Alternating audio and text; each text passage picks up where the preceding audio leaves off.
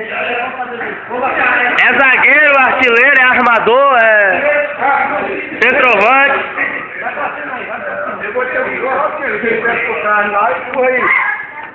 Foi mal, gente, o time tá bom. Olha o carro não foi daí, Alberto, debaixo da linguiça. Deu umas duas falhas, mas o time tá bom. Porque nós apelamos, nós apelamos. Qual é o final da partida aí? Mas o importante foi a vitória. Só foi Jânio, o que o senhor achou do jogo hoje? Dê uma entrevista aqui, por favor. Bom demais, bom demais.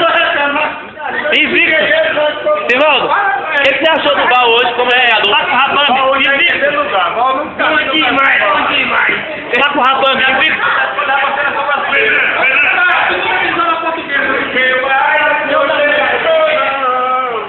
Saudade do meu bem, venha queimar uma veio, a saudade dela vem,